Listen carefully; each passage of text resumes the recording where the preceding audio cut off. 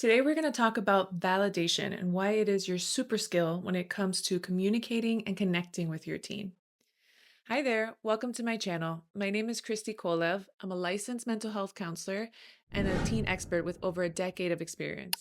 I help parents navigate complex and common struggles with their teens, improve their relationships, and embrace non judgmental parenting skills. This simple but effective tool is often misused and misunderstood, but when used effectively, validation has so many benefits.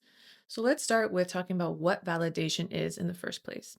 Validation is recognizing and accepting that someone's feelings, thoughts, and experiences are real and understandable. So you're saying what you're feeling makes sense given who you are or your experiences.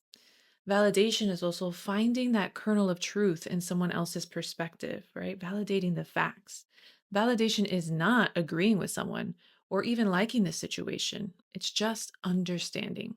Let's talk about some reasons why validation is so effective with your teen. First, it strengthens connection, and connection is at the core of any effective relationship with a teen. When you're telling them, I hear you, I understand you, it helps them feel respected and valued, which strengthens that emotional bond. Also, secondly, it builds trust. When they feel heard and respected by you as you're validating them, they're much more likely to trust you and open up to you and go to you in their time of need. A third benefit of validation is it reduces conflict. When you are acknowledging your teen's emotions and saying that they make sense, it reduces that need for defensiveness and prevents an argument from escalating further. It could also show that we can disagree on things without there being so much conflict. A fourth benefit is it supports emotion regulation.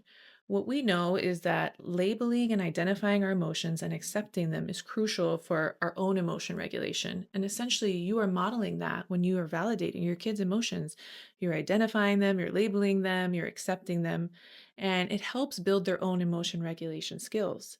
It can also increase their own self validation. Remember, how we speak to our kids is likely how they're going to speak to themselves. So, if you're offering this validation constantly, they're likely to start internalizing that and developing their own self validation. Let's dive into step by step on how to validate your teen. Starting with step one, pay attention and actively listen. Look as if you're interested. Give them your full attention. Try to remove any distractions and just really try to hone in on what they're saying. Also, be mindful of your nonverbal communication. Maybe you are trying to listen, but you're showing some judgmental facial expressions or like rolling your eyes. We want to communicate that we are listening by nodding and maintaining eye contact. Step number two would be reflect back. So we're trying to paraphrase what they're saying to us to make sure that we actually understand what they are saying. And this isn't judging or criticizing them or trying to change their mind. This is simply trying to make sure that we fully comprehend what they're saying.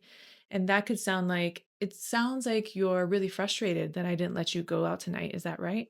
Step number three is show understanding. Look for ways that your teen's thoughts or feelings could make sense given their state of mind or their history or the current events that are happening. Even if you don't necessarily agree with their behavior or their belief is incorrect, we can still validate.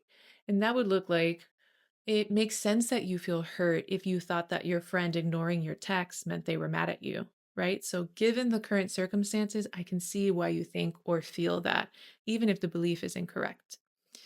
Step number four is avoid rescuing. So, really try to resist that urge to jump in and just problem solve for your kid. Remember, we're trying to build emotion regulation skills here. So, they need to kind of sit in that feeling and know that they can tolerate it in order to build those skills.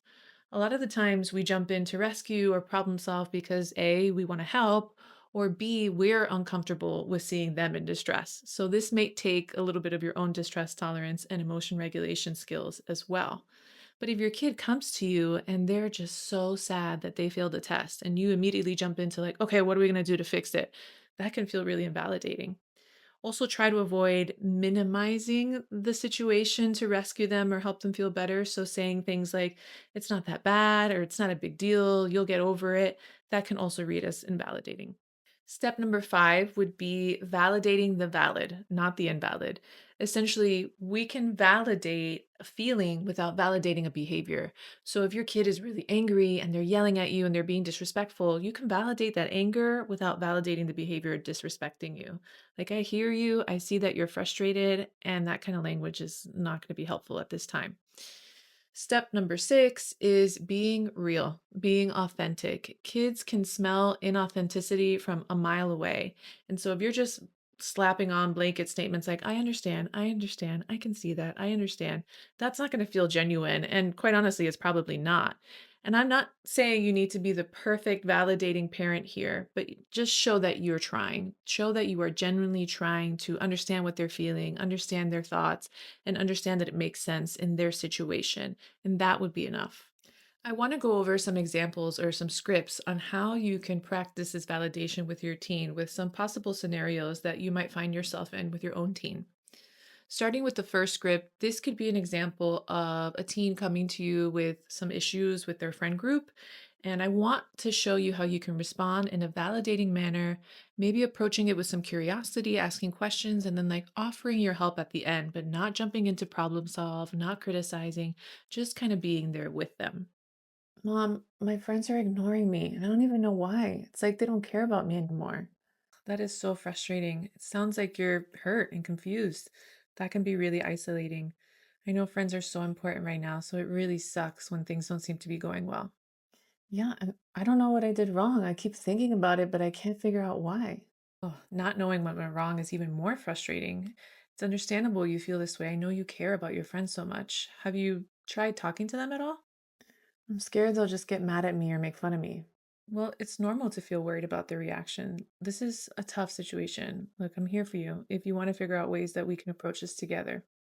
In this next script, I want to give you an example of a teen approaching you with some school issues or being overwhelmed by school. This is a different approach than just jumping in with problem solving or criticizing them for not doing their work. We're leaning in with validation and then offering some collaborative problem solving approaches. I want you to see the difference and the outcome when we use validation versus criticism and judgment. I have so much homework and studying to do. I feel like I'm drowning. I don't know how I'm going to get everything done. Oh, sounds like you're really overwhelmed with schoolwork right now. That's a lot to handle. That can be really stressful.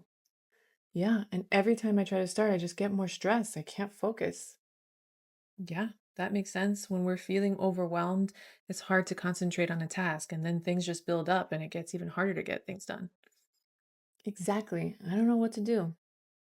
It's totally understandable to feel stuck when workload is unmanageable. Have you tried breaking it down into smaller pieces? Sometimes when we do it step by step, it can feel a little bit less overwhelming. Maybe, but I don't even know where to start. Yeah, starting can be the hardest part. How about we sit down together and we'll make a plan? We'll prioritize what goes first and then we'll kind of take it from there. You don't have to do it alone. I hope this video was informative in helping you understand how validation can really be your super skill to connecting and improving your relationship with your teen. Give it a try and let me know how it goes in the comments below. Be sure to like and subscribe for some more parenting videos and tips, and I'll see you in the next one. Bye.